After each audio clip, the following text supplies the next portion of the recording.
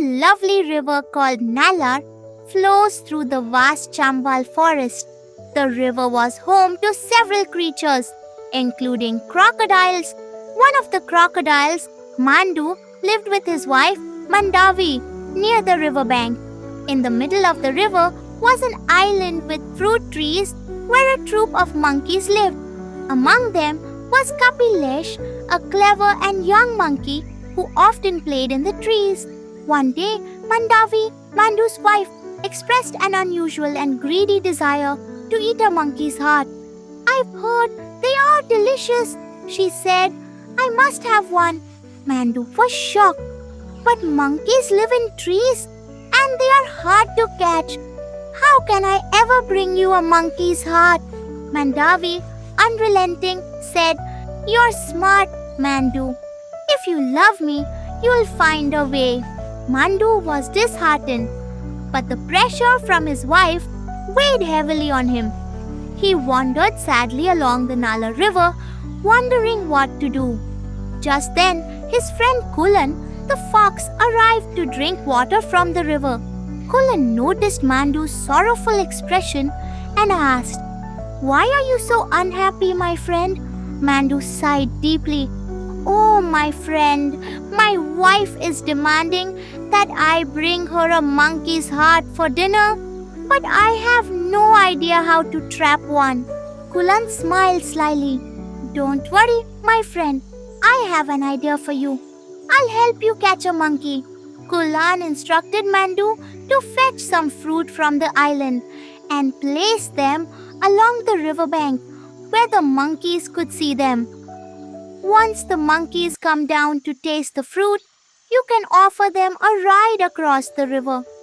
One by one, you can trap them and take their hearts for your wife. The next morning, Mandu followed Kulan's advice. He gathered ripe bananas from the island and placed them near the riverbank. Kapilesh, the clever monkey, spotted the fruit from his tree. Curious, he descended cautiously, took a bite, and exclaimed, "Oh, these fruits are delicious. Where did they come from?" Mandu, who had been waiting nearby, replied, "I brought them, my friend. There are even more on the island in the middle of the river. If you'd like, I can take you there on my back. You can eat all the fruit you want and enjoy the cool waters." Kapilesh, who had never ventured into the river, was tempted. "That sounds like a great idea," he said, and he climbed onto Mandu's back. Day after day, Mandu took Kapilesh on short trips into the river, bringing him fruits and building a friendship. But as time passed, Mandavi grew impatient. "You promised me a monkey's heart, Mandu. When will you keep your word?" Mandu finally decided to act. The next day, as Kapilesh hopped onto Mandu's back for their usual journey, Mandu set off with a plan in mind. As they neared the middle of the river, Mandu hesitated for a moment before saying, "My friend, we aren't going to the island today." Kapilesh, confused, asked, "Why not?" Mandu let out a deep breath. "I'm afraid I've deceived you, Kapilesh. My wife desires to eat your heart, and I've promised to bring it to her. Today, I must fulfill that promise." Kapilesh's heart raced, but he kept his calm. He realized he had to think quickly if he wanted to survive. With a steady voice, he said, "Oh, Mandu, my dear friend, you've made a terrible mistake." Mandu, startled, asked, "What mistake? My heart is not inside my body at the moment." Kapilesh explained, feigning innocence. "We monkeys sometimes take out our hearts and hang them in the trees to keep them safe when we play.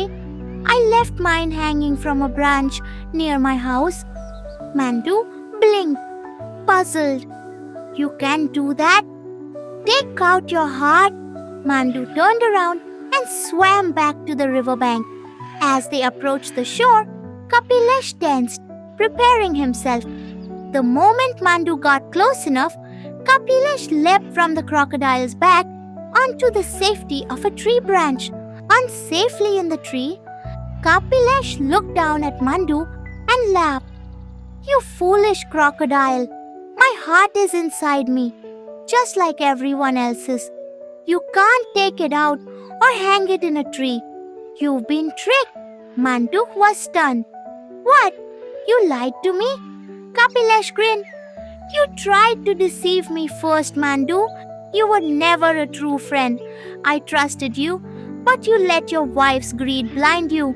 You will never have my heart or my friendship. Mandu, filled with shame and regret, floated back down the river, disheartened. He realized that his greed and betrayal had cost him a good friend. Moral of the story: never trust a stranger too easily and be aware of your surroundings. Like the monkey, we should never underestimate ourselves. Even when faced with danger, wisdom and quick thinking can help us escape from tough situations. Additionally, the story shows that greed can ruin relationships and lead to regret.